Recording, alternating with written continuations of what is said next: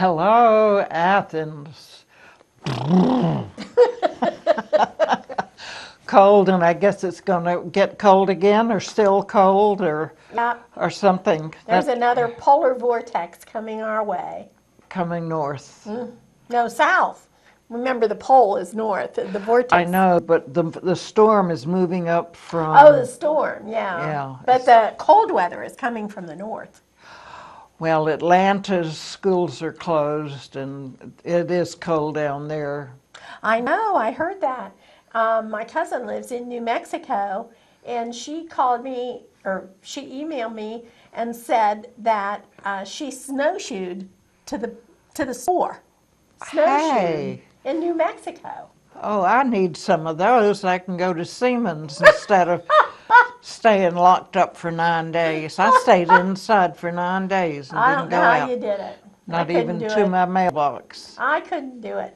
But let me tell you, if you ever do get snowshoes, call me, because that's something I want to see. I want to see you snowshoeing to Siemens. I'll video it for the program. Oh, goodness, but it has been terrible. My big struggle this morning, which I told you already, I'm having back trouble. I had to drag my trash to the curb. Now, under normal circumstances, the trash can has wheels and there's a little sidewalk and you just wheel it up there. Oh no, there's this much snow on the sidewalk and the wheels and the whole trash can was frozen. I thought I was going to have to get an axe and beat it out of the ground. I could hardly get it to move. And then, I had to drag it through the snow. It was really an ordeal. I couldn't believe it. Well, after I put mine out and I was leaving, a plastic bottle of peroxide fell, and I just picked it up and I threw it. And it didn't fall on the right side of the snowbank, Oh but gosh. at least I You did my tried. best, yes. Well, my whole trash thing is, I don't know, a problem because somebody stole one of my trash cans. I think they stole, I don't think it just blew away. Because if it had blown away, I would have seen Well, it. it was behind your house. If it was in front of your house, maybe the city took it. Well, no, I have a little back porch, and it's on the other side of the back porch where the city can't see it. So I don't know, but that really irks me because, what? I go out to put my trash in the can and it's gone. Gone, not there. So I have to get another one, and that's how it got frozen. I put it down and I jiggled it around to get it in the right spot, and it just froze there. So I'm sick of this weather. I'm ready to go somewhere warm. Well, I Immediately. collect my garbage and my recycling inside my apartment. And so I have usually a bag of garbage in there and a bag of, or more than that, of recycling. Because now they're taking plastic of all kinds. And so more goes in the recycling. I should do more recycling. I don't even think about it. And I need to get one of those. Do you have one of those orange containers for the recycling? I don't have one, so I probably need to go get one of those and start paying attention to recycling because I think it's a great thing to do. Mother Earth will get you Yeah, if you don't. well, I'm sure. She's probably sending a bunch of hornets after me right now because I haven't been doing it. Well, I feel guilty that the last 2 years I avoided polar plunge. Why? Videotaping it, that is, not doing it. Well, why? Because it's really interesting footage, and it sounded like from one of the local papers really had a ball out there and sounded like it was just a bunch of fun that I missed. But it was just too cold. I It's know. just I too went cold. 1 year because a friend of Poor mine. deers, Oh, I don't believe I they even did swore, it. but Well, we Really. went the same year. Yeah, a friend of mine's daughter did it. She plunged. So we went, several of us went with her mother as support. And I just thought it was unbelievable. Some of those people, I mean, I might go in up to my knees, but some of those people just whap, down they went into the water. A couple of them slipped, I think, and didn't know they Maybe were so. going in. Didn't intend to. And I remember the OU ROTC people, they just marched right in there. That Well, cold water didn't bother them. I dug into my hoard of old videos and came up with some of that very same polar plunge, which we can look at now. Oh, that's that one that we're talking about that Yeah. a couple years ago. Oh, good. Well, I tell you what, if Megan is watching, you're going to be on there. Watch for yourself. Then see yourself plunging. It'll look funny though because there's not nearly as much snow. But the ice, it's obvious there Yeah, are there's some chunks of ice, ice in the water. The whole place isn't covered with Yeah. snow like it would be now. Yeah. You know, which was good for them because to have to run through the snow and then plunge, that's asking too much.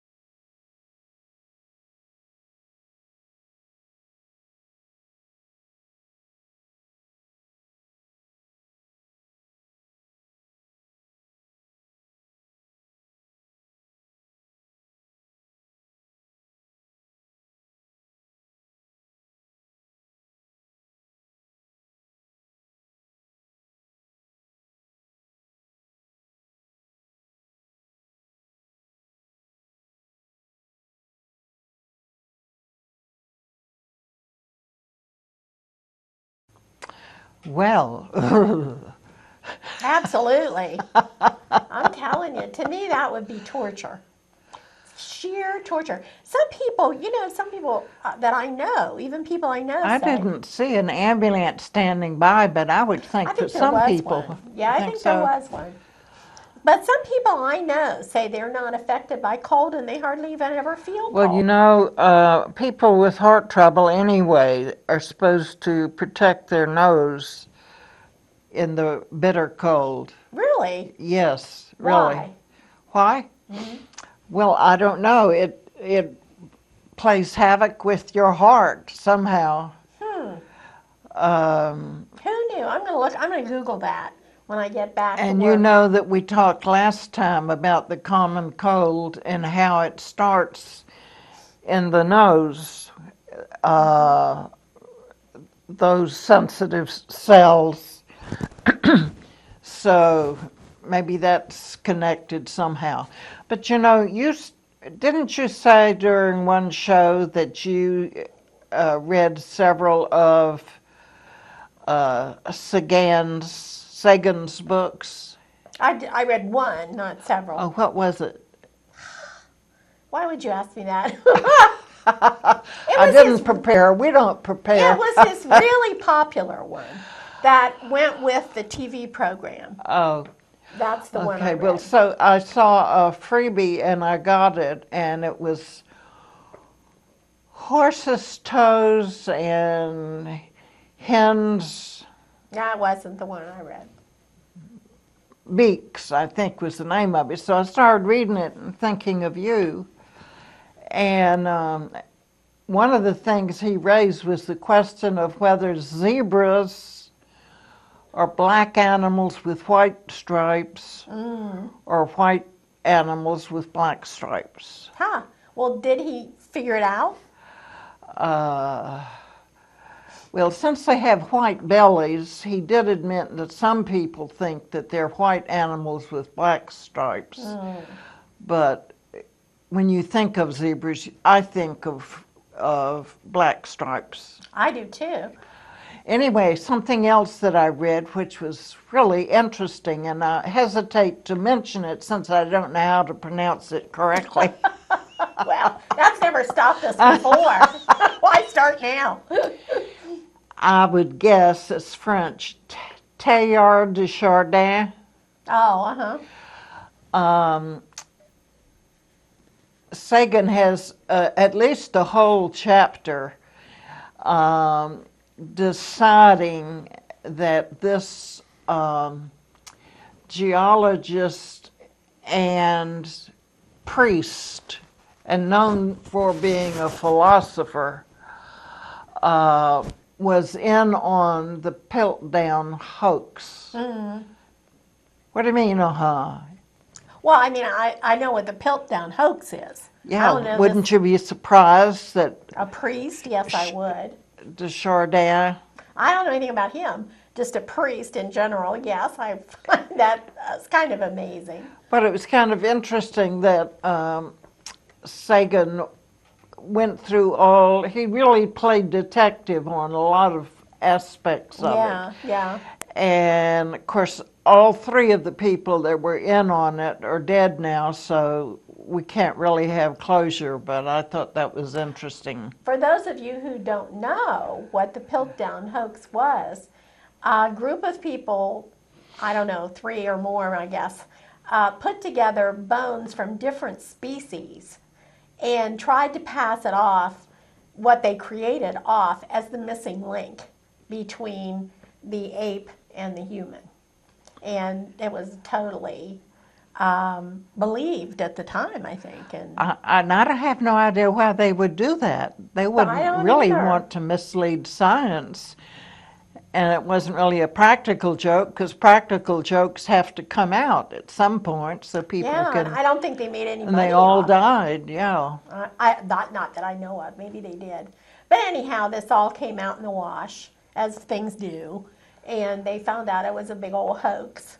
And then they said, well, who did this? And so I know several books have been written about who did it. Charles Dawson was, I think, the leader But anyway, you watch the not the Grammys, The Oscars. the Oscars. You better believe I did. Everybody who's watched the show knows I went to see all the movies. So I had to see which movie was going to win what. And I've given my little movie reviews, about this. So yeah, I watched the Oscars. I definitely did. And it was fun. I didn't think it was the most exciting Oscars I ever saw, but, it was okay. But sadly, they did not pick my guy to win. Benedict Cumberbatch, who played Sherlock Holmes, was my choice. I love me a Sherlock Holmes. And so, I was disappointed there. Well, while the Oscars was going on, I believe is when I discovered that Close Encounters of the Third Kind was playing on another channel. Oh, wow. And I had to watch that. What is it? Do, do, do, do. That's right, yeah. Mm-hmm. Yeah, that was a nice surprise. So, well, who won? Eddie Redmayne won for The Theory of Everything. He played Stephen Hawking. Oh, he did. That must have been pretty hard to portray. Yes, I'm sure it was. And he did a wonderful job. But, I don't take anything away from him. I just prefer Benedict Cumberbatch. Well, that controversial film about American Sniper, what is the story on this? I see snatches of newsreels about the author of American Sniper being sniped. Yeah, well, the sniper portrayed in the book is the guy who wrote the book. In other words, he wrote it about his own experience in the Army as a sniper. And when he came back, when he was retired and came back to his hometown, he wanted to help veterans, other veterans. And he did a lot of work with veterans and things. Well, this one guy, evidently, I don't know whether it was his mother or sister or somebody, called the man who wrote the book and said, my brother's son is really in bad shape, PTSD, he really needs help. And the guy said, oh, sure, I'll help him. So he went and talked to him, and then he made an appointment with him that they would go out to the range and shoot some guns. Never a good thing for a psychiatrically disturbed person to put a gun in their hand. But anyway, they went out to the range. The sniper's name is Chris. Chris and his friend and this gentleman who was suffering from PTSD. And when they got out to the range, they got their guns out and they went to do some target shooting. And in the process of that, this psychiatrically disturbed man shot both of them in the back and killed them on the range. And that wasn't a movie, that was No, real. that wasn't in the movie. No, that's real. The movie did not portray that, no. I haven't seen the movie, but I've heard a lot about it. And the movie ends, I think, with them saying that they're going to help veterans type thing. They don't portray them getting shot like that and killed in the movie. At the Oscars, however, his wife and her sister were there. Because the movie was nominated for Best Movie, and Clint Eastwood was the director of that movie. So his wife and her sister were there with Clint Eastwood to represent the family. And she felt, and she said when she was interviewed, what a wonderful job Bradley Cooper did, who's the man who starred in the role as the sniper. And how grateful she is that she has that movie because she can show it to her kids. She has young kids that barely remember their dad, I guess. So she said he did such a wonderful job of portraying her husband in the movie that she feels like she can sit down and watch the movie with her kids as they grow older and so forth. So it's really a tragedy because evidently he was a great guy and not at all what you would think, much more thoughtful and sensitive. He wasn't shooting people for fun or anything like that. He was doing what the military had trained him to do and what they ordered him to do. So I hope to see the movie, but so far I haven't gotten to. And then there's another one that's wonderful that we haven't talked about, and it's called Still Alice. It's called what? Still Alice. I'm Still Alice, And this is about a woman who gets Alzheimer's at a very young age. She's barely into her 50s. And she gets this early onset genetic, there's in her family Alzheimer's. And it's a wonderful, oh my God, Julianne Moore plays the woman. And she does the most wonderful job of portraying this person without any schmaltz or, tear-jerking. She just shows what it's like to suffer from this disease and to have to cope with it every day. She does a fantastic job, and she won the Oscar for Best really? Actress. Yes. Oh, wow. Well deserved, in my opinion. And I have a friend who says, "Oh, I'll never go see that. I can't stand to watch somebody suffer through that." It isn't like that. It isn't like that. The movie isn't like that. It's not a portrayal of her suffering. It's a portrayal of her succeeding in coping with this disease and how she does it. Well, Okay, so. Believe it or not, I read Dancing with Strangers, which is a book about a woman whose husband got early onset. And she ended up caring for her husband until he died, and also I think her sister. One time she was caretaker in her home with 2 Alzheimer's patients there. Heavens. And I'm just thinking now, I'm about to get this mixed up with something I saw about coconut oil helping with Alzheimer's. Oh, for heaven's sake, of all things, coconut oil. That was, and he gave me the signal for 2, and I think maybe that means it's time to go to dreams, or what? I think so. Maybe you should say a little bit about it. I should say a little bit about it. Okay. Well, I went to a dream conference in Santa Fe several years ago and was taken by this talk by a therapist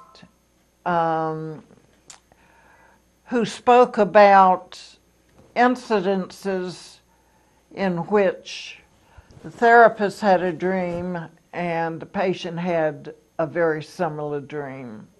And this happening several times with several different therapists.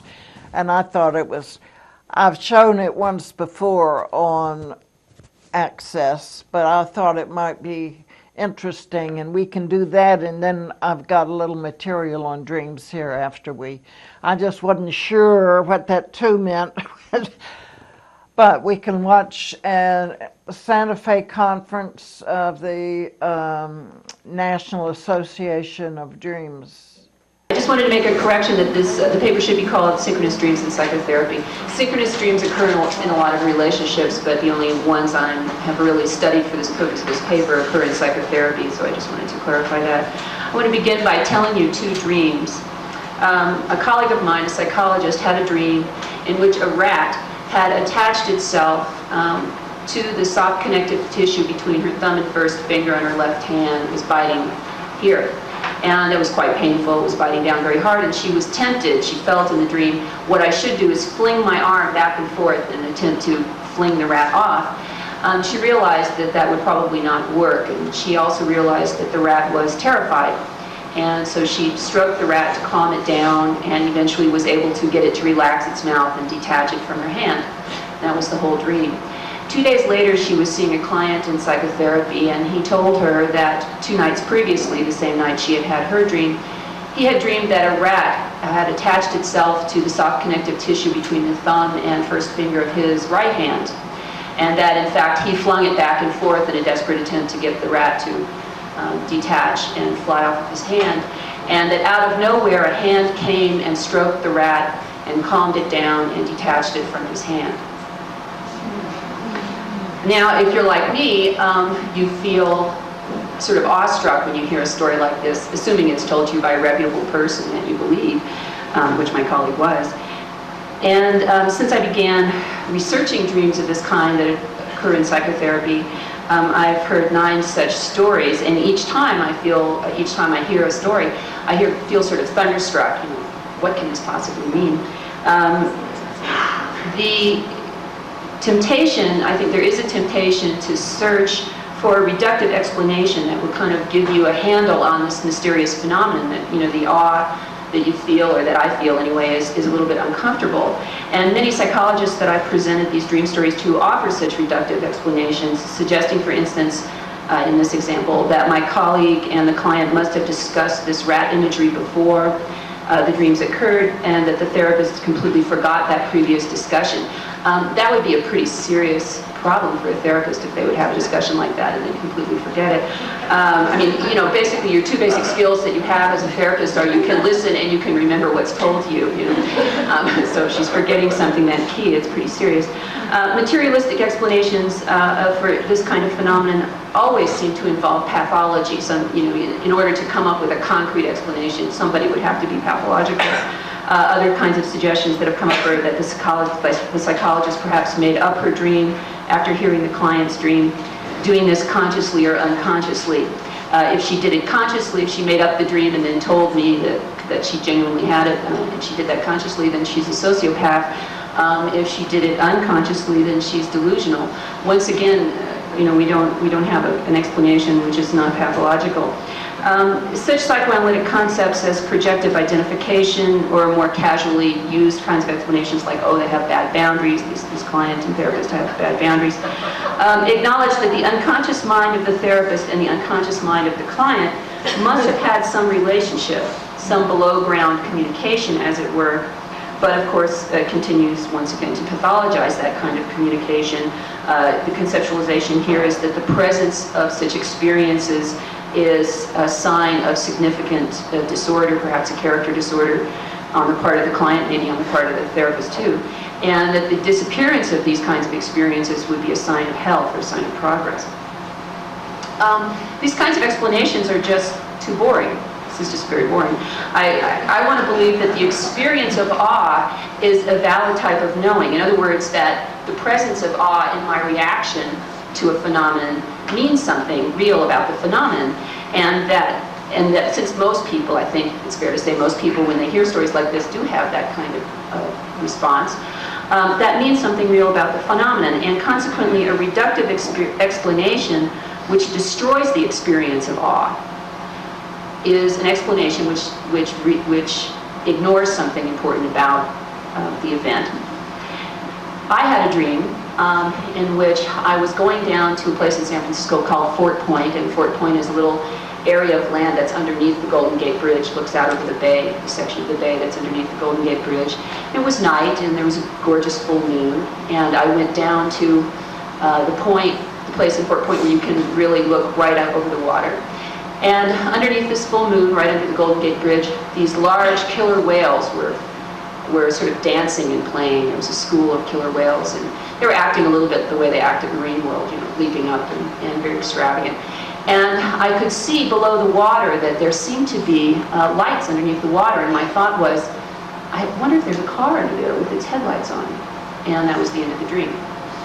A few days later, a client, you can see what's coming here, a client came in to see me in my psychotherapy practice, and he said that he had dreamed that he had been driving down Fort Point, and it was night, beautiful full moon, and that he came to Fort Point, and instead of stopping and parking and looking at the bay in the moonlight, he went straight off the edge, hit the water, sank down to the bottom of the bay, and his headlights were still on.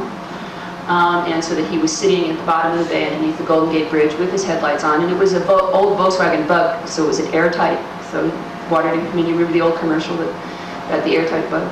So he had a little while before he drowned, and that he realized as he was sitting there at the bottom of the bay that killer whales were gamboling all around him, leaping up and down. Well, I was more than thunderstruck. I was actually terrified. It was one of those moments, although I've been in practice quite a while, where you say to yourself, if I can just kind of hold on for thank God it's only 50 minutes, and then I call my consultant and ask her what the heck this means. And I never did come to understand fully what it meant in terms of that client, but it was the obvious impetus for beginning to collect these stories and try to understand what was happening in psychotherapy when these things happen. I want to have some sort of cognitive relationship to these kinds of events. I'm uncomfortable with the idea that my intellectual concerns are somehow dissociated from these kinds of events, and so I'm looking for an open-minded or open-ended conceptualization that can allow my intellect and my feeling of awe to relate to one another in my efforts to understand these kinds of experiences. And that's my prejudice in the paper, that's my bias. For the purposes of this paper, synchronous dreams are those in which the therapist and the client experience strikingly similar dream imagery on the same night, without any discernible or trackable link, no tangible event which could account for that. In order to be included in this discussion, in this paper, the therapist must have written down his or her dream before hearing the client's dream. That's my effort to try and eliminate this concept that seems to come up a lot, which is that the therapist is unconsciously altering their dream in order to match the clients. For some reason, that's an issue that has come up a lot when I've talked about these events. So in all these cases, the therapist has written down the dream at the time they had the dream, and then heard the client's dream subsequently. I'm not going to tell you a lot of detail about how I collected these things because we simply don't have time, but I'm going to just go straight to the dream similarities. I have collected 9 pairs of these dreams. In all of the dreams, something menacing occurs. In the 2 examples I gave you, the rat, a menacing experience, and in the dream experience that I had, my client going off the edge was so similarly menacing things occur towards the beginning of the dream. Animals are primary actors in all of these dreams. Intense emotion is usually involved in the dreams. And in all of the dreams, the therapist displays what could be called more presence of mind or a more conscious approach to the dream situation than the client. You can see that in both examples, that the therapist is doing a little bit more, has a little bit more of a witnessing position, is less caught up in the intense emotion of the dream, is less affected by the menace, is a little bit more distant from the dream situation than the client is. There is no extended plot in these dreams. They all tend to be episodic, or to have one kind of compact episode, such as the examples I gave you. Neither the client nor the therapist are aware of each other within the dream, nor when they have the dream do they spontaneously associate the dream with the therapy relationship. So this is a situation where the therapist only begins to think of the client when the client tells the matching dream, the synchronous dream. Among differences in among the dreams, only one dream, the rat dream, which I told you at the beginning, or the rat pair dream, the pair of rat dreams that I told you, shows an interaction between the dreams. In other words, this hand that comes into the client's dream and does the same thing which the therapist is doing in her dream on the same night. This is the only sign of interaction, although once again, neither the client nor the therapist were aware of that as an interaction at the time of the dream. In other words, when this hand came in, the client didn't think to himself, oh, it's my therapist's hand. The settings vary. There's no similarity in the settings. There were no themes there. They could be outside, they could be inside, they could be in known places, unknown places. Some dreams were set kind of nowhere in particular. People were so focused on the action that they didn't even notice the setting. And there may be people in the dream, other people in the dream where there may not be.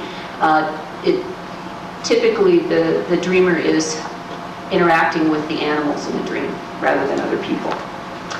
I interviewed the therapists involved. I wasn't able to interview the clients for a variety of reasons. And all of these therapists and all of the clients are between 35 and 45 years old. They're from a wide range of ethnic backgrounds. All of these dreams, except for one, occurred in opposite sex pairs. Okay, so that all of them, except for one, were either the client was male and the therapist was female, or the therapist was male and the client was female. Anyway, and in all cases, this is from the interview material, not from the dream text, obviously. In all cases, the client's diagnosis was with a character disorder, primarily narcissistic character disorders. And for all but one client, the therapist suspected repressed trauma, but there were no specific memories of trauma. But in other words, there were secondary kinds of symptoms of trauma, history of trauma. One thing that was extremely interesting that came out of the interview data with the therapists was that the nature and state of the therapeutic alliance, both before and after the synchronous dream event, was, in the therapist's opinion, that the therapy was stuck. That was the typical word that they used. If they wanted to sound a little bit more professional, they said it was at an impasse. But basically what they meant by that was that almost all therapeutic sessions were characterized by intense discomfort, that the therapist was uncomfortable, that the therapist's perception was that the client was uncomfortable, that both the therapist and the client felt that there was a lack of progress in the therapy goals, and that neither the therapist nor the client felt that they had a good understanding of the cause of the impasse. In other words, there wasn't an immediate sense, or any kind of sense, that they knew why they weren't getting anywhere and why they were at such an impasse with one another. And in all but one case, these therapies failed, in the therapist's opinion. The therapeutic relationships where these synchronous dreams occurred, the therapist felt were basically fundamentally unsuccessful therapeutic experiences. And this is extremely striking. The other thing that the therapist felt very strongly about these events was that the dream had, these synchronous dreams had occurred somehow to give them guidance. In other words, they felt very strongly, they had this experience of that these were numinous dreams, that this happened in such a way that they were supposed to get something out of it, something which would guide them through the impasse that they were in the therapy, and then, sadly, that they were totally at a loss as to what that guidance was, that they could not discern what they were supposed to get out of this event, or what guidance was attempting to come to them. So what I concluded from this, very simply, and I think it's fairly obvious, is that these synchronous dreams in psychotherapy seem to be most likely to occur with therapists who are working with people in whom unconscious material is highly activated, people with character disorders, but for whom the unconscious material is poorly contained and not very easily worked with, and where there's a therapeutic impasse, an experience of stuckness. These were also all therapists who were very interested in the unconscious. I didn't collect any synchronous dreams from people who do cognitive behaviorism, because they're not asking for any dreams, so who knows if it's happening or not. I think that statement immediately brings to mind Jung's conceptualizations of the way the unconscious can work in relationship, particularly the idea that the unconscious is attempting to provide some form of guidance, perhaps compensatory or otherwise, to the therapist and through the symbolic experience of the dream.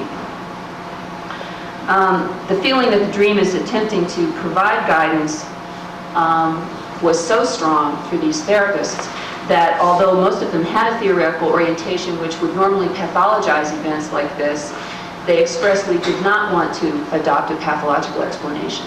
They didn't want to see it as an example of, for instance, projective identification or anything else. But they were basically left in that instance without a narrative, completely had no story. They had no way of understanding what was happening to them or relating to this kind of awe-inspiring event.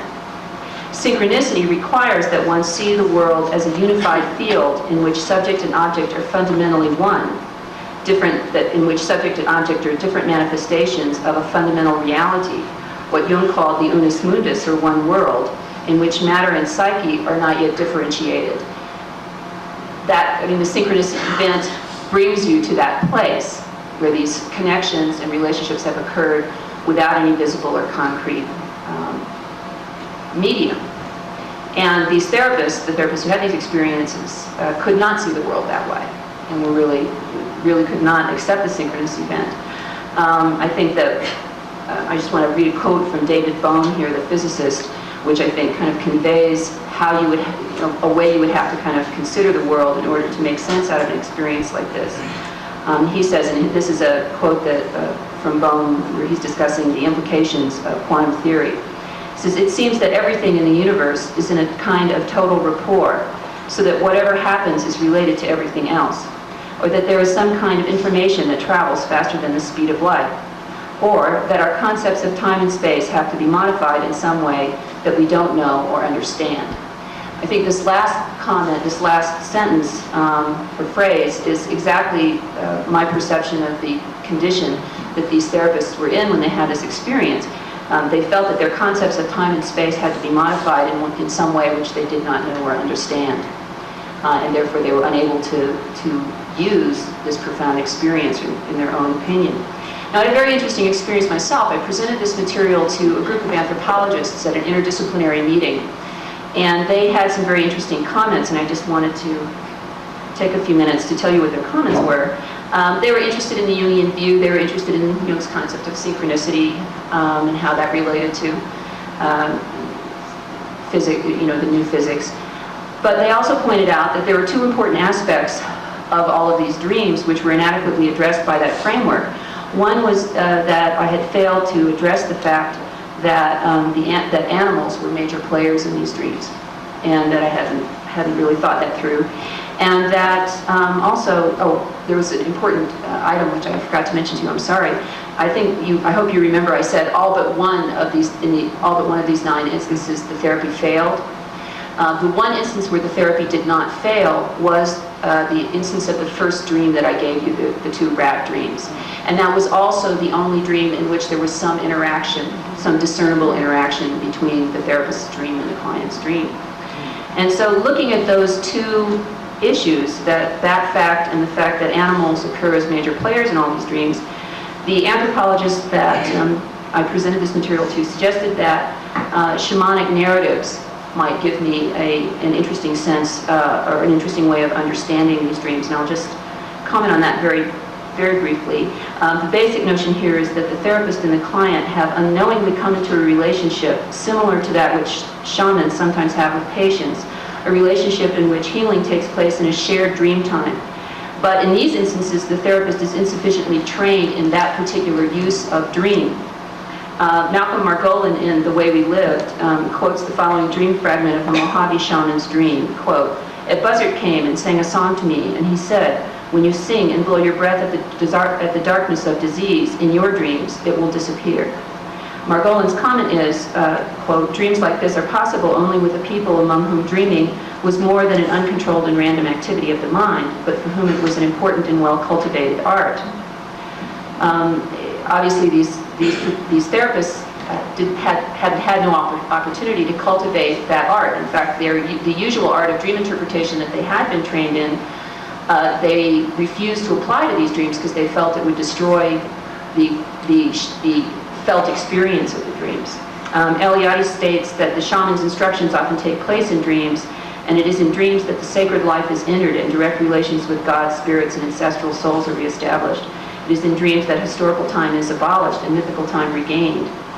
I think that may account for the guidance element that all of these therapists experience so deeply, in the sense that perhaps that something from this mythical time was trying to give them an instruction which they failed to take for the most part, except in this one instance.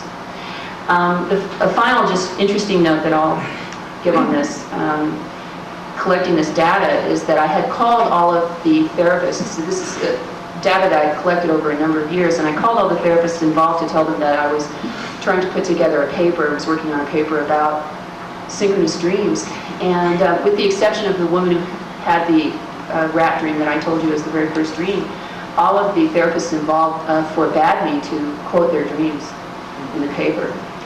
They didn't want the dreams written down or disseminated to anybody else. And that was a very interesting experience. For some of them, it seemed to be that this felt like such a sort of numinous event that they didn't want it written in an academic paper. But for about an equal number of others, they seemed to feel ashamed of the dream and feel that if it was presented in a professional context, that it would be pathologized, which perhaps, I don't know if that was a fair fear or not, but it was an interesting kind of experience for me to get that reaction from them. It was okay with them if I discussed the sort of general findings, but not to quote the dreams themselves. Maybe that's why you didn't understand.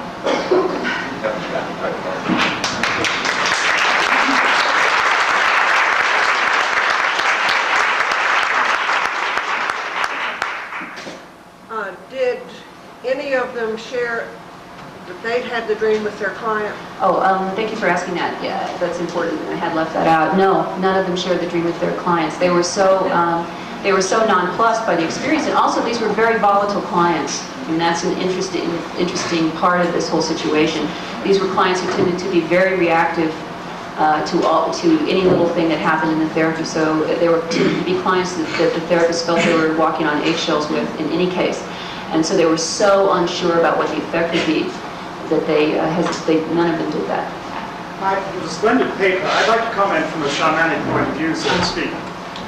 In all traditions of shamanism that I know, shared dreaming is an actively practiced technique for knowledge and communication as well as for healing.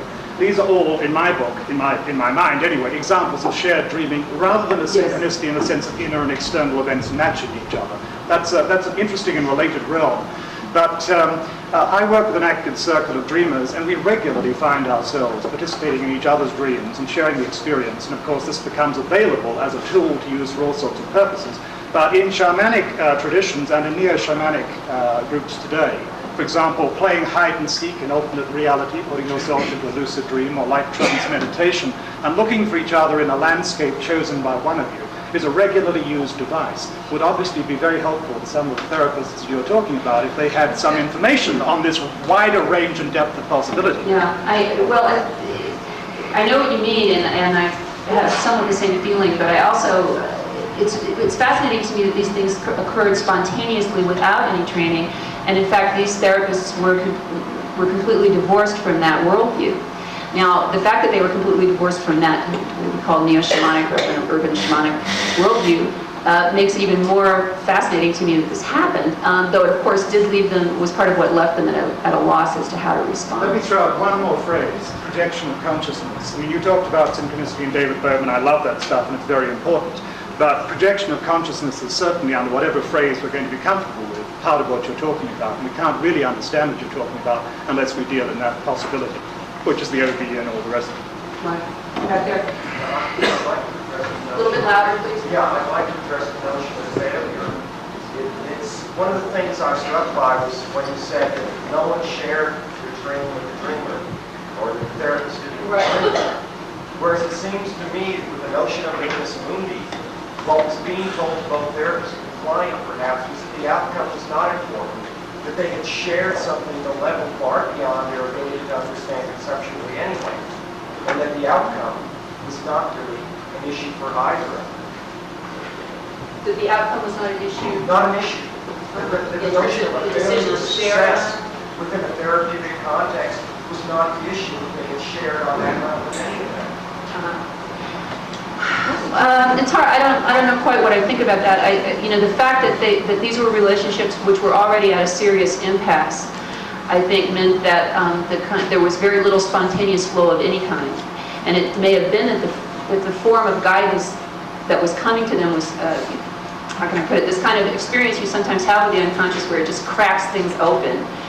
And so that the synchronous dreams, the dream, if they had told it, would have somehow cracked open the impasse. That's certainly possible, but I don't know how you would experimentally show it to be true. But I mean, I think it's conceptually, it makes sense to me.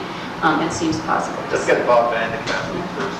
I'm really impressed with the paper that you've been able to gather that many examples together, because you don't find many of them coming out of the therapeutic literature. One of the the reasons that's been suggested by Servadio, Ehrenwald, and Jewel Eisenbud is that you're most likely to get these kind of linked dreams under two occasions in therapy. One is the therapist has some deep conflict which they would feel uncomfortable and embarrassed about to have disclosed, and then the patient tunes in on it. So you don't generally report these in the literature because now you're going to have to say, my problem is bestiality. And the other occasion is that when somehow the therapist has been consistently ignoring the patient, at least in the patient's view, and then they know if there's some interest in telepathy and so forth on the part of the therapist. Okay, well, if that's what it takes to get your attention, I'll give you this Zocco kind of psychic dream. So again, you don't like reporting those because you have to say, I have been so seriously neglecting my patient that out of desperation, they have devised to a psychic dream to get my attention. So that if you go back looking at the fact that these people were hesitant to share evidence, and the fact that most of them did not turn out, then to me wouldn't be surprising if these other hypotheses were correct. If you've now got somebody who's tuning into your own pathology as a therapist, general therapeutic outcome is likely to be difficult. And if you're kind of had a relationship such that the client feels that badly neglected, again, it's not very prognostic of a very favorable outcome for that. I was aware of those two hypotheses, and neither of them seem to fit. I think the first one is really, did everybody hear that? No. The two ideas that have previously come up in literature were that the client has unconsciously picked up on a hidden conflict of the therapist's and comes out in the dream, so the therapist, it's in the therapist's dream and then comes out in the client's dream. And then the other, put very briefly, is that this is a situation where the therapist is neglecting the client, and so this kind of psychic experience forces the therapist to attend to the client. I didn't think that either of those were active in these cases, though the first one is very hard to determine. You know, it's very hard to determine in an interview, does this person have a hidden conflict? Does this therapist have a hidden conflict, which is evident in this dream? And so I found it hard to discern whether that was happening or not. It didn't seem to be, but you know, I think it's still possible. But once again, for me, those kind of come in under the these are sort of vaguely pathologizing explanations of that time. Is that why you're hovering? Okay, I'm sorry. Thank you very much. In case you missed the point of her talk, she spoke of cases where a psychotherapist had a dream and her client had a similar dream also. And there were several instances cited, and I thought that was rather remarkable. So I thought I would share that with you in case we didn't have enough to say today. And as it is, we had too much to say, and we can't say anything else. So, Well, but we can say next a week, little. Wait a minute. We can say a little something. Do you remember your dreams? When you yes, wake I up? do. I write them down. I do not. I do not. And I would be a failure at a dream That's conference. because you must be neurotic. No doubt. That's it. I'm neurotic. When I go to sleep, it's like falling in a well. I'm gone. And then I wake up. And I remember nothing in between. Well, we'll have to talk next week about dreams in a little bit, and you can try hard. I'll tell you how to remember them after we go off the Well, air. I do find if the dreams have any erotic content, I remember them. But other than that, I don't. Erotic? Mm-hmm. You have erotic dreams? Well, those are the ones I remember. Oh. Sort of. Shoot. I know. I'm short on erotic dreams. Well, I'll tell you I have one. I think we better say goodbye if they're telling the truth about us running out of time. Well, I think we should too. And Athens will welcome you back next week, and we'll have more fascinating information for you from the worlds of Hollywood and dreams. How about that? And don't slip on the ice. Oh Be my careful. gosh, no. And cover your nose. If you do slip on the ice and you feel yourself slipping, just relax. Relax. Yeah. Bye.